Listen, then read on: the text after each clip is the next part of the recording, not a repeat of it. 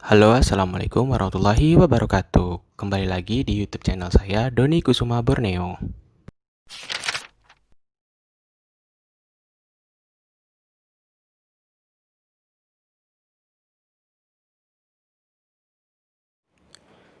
Indonesia merupakan salah satu negeri yang menjadi daerah persebaran daerah tropika yang secara geografis terletak di daerah ekuator, yaitu daerah yang dibatasi oleh dua garis lintang, 23,5 derajat lintang selatan dan 23,5 derajat lintang utara.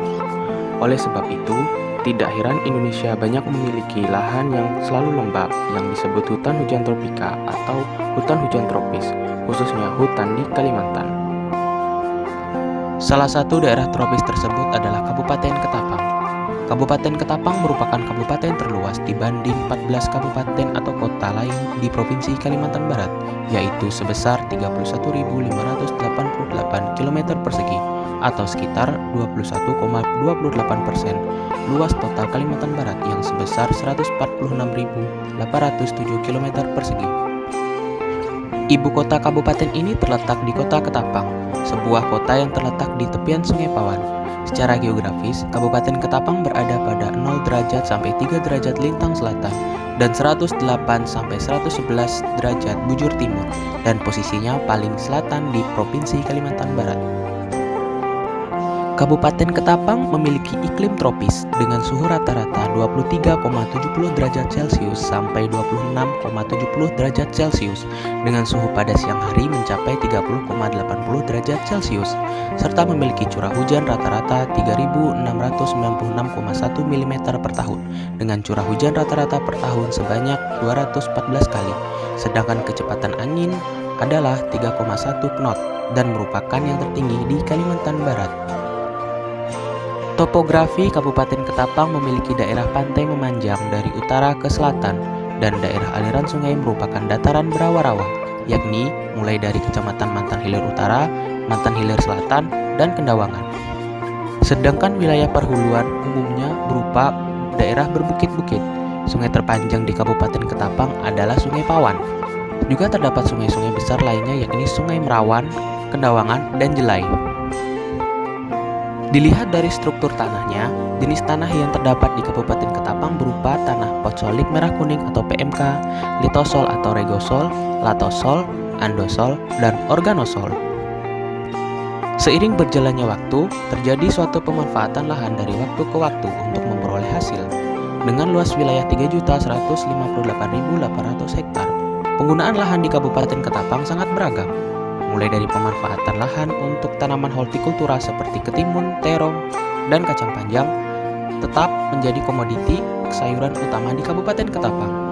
Untuk jenis tanaman buah-buahan yang menjadi komoditi utama adalah duku, langsat, dan durian.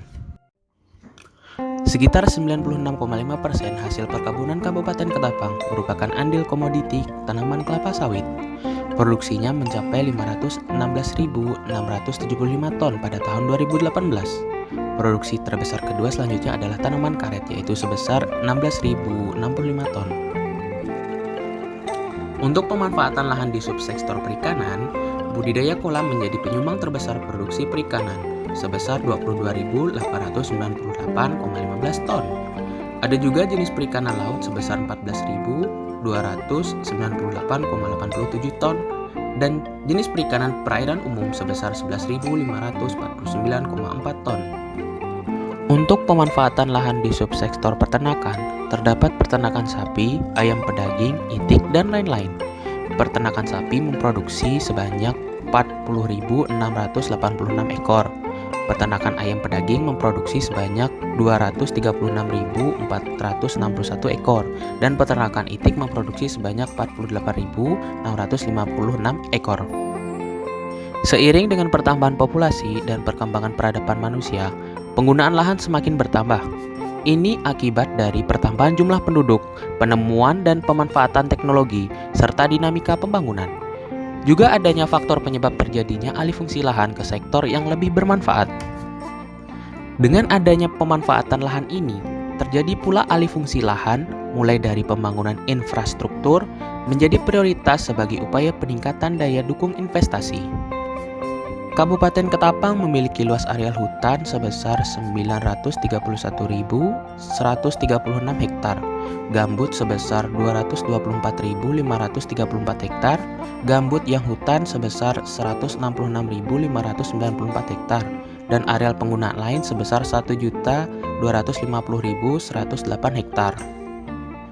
Banyak terjadi perubahan fungsi lahan dan pembukaan lahan hutan baik sebagai pemukiman, lahan pertanian, perkebunan, dan pertambangan. Alih fungsi lahan menjadi tempat pemukiman saya rasakan sendiri. Dampak alih fungsi lahan sendiri dapat saya rasakan. Sekarang saya berada di Kelurahan Sukaharja. Dulu, komplek ini merupakan hutan sekunder dan hutan semak belukar. Namun sekarang beralih fungsi jadi kawasan pemukiman. Kondisi lingkungan di sekitar komplek pemukiman ini sedikit tercemar akibat limbah dari rumah tangga yang berada di kawasan pemukiman ini. Komplek ini berbatasan langsung dengan hutan kota dan Sungai Pawan, yang mana dampak dari pencemaran lingkungan tersebut akan sangat terasa bagi lingkungan apabila pencemaran lingkungan tersebut sangat masif dan sangat merugikan.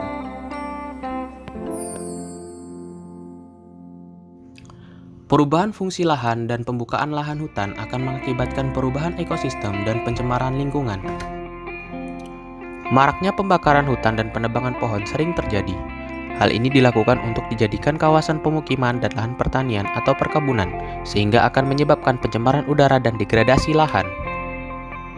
Bumi akan kehilangan hutan sebagai paru-parunya, serta berkurangnya infiltrasi tanah di hutan tersebut sehingga cepat atau lambat hal ini akan menyebabkan terjadinya akibat dari degradasi lahan, yaitu bencana banjir. Agar alih fungsi lahan tidak terjadi, ada 3 strategi yang dapat ditempuh dan harus dilakukan secara serentak. 3 strategi itu adalah: 1.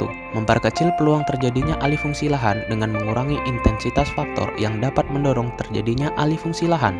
2. Mengendalikan kegiatan alih fungsi lahan dalam rangka menekan potensi dampak negatif yang ditimbulkan. Dan yang ketiga, menanggulangi atau menetralisir dampak negatif alih fungsi lahan. Sekian yang dapat saya sampaikan mengenai pemanfaatan lahan dan alih fungsi lahan yang terjadi di Kabupaten Ketapang. Semoga bermanfaat. Wassalamualaikum warahmatullahi wabarakatuh.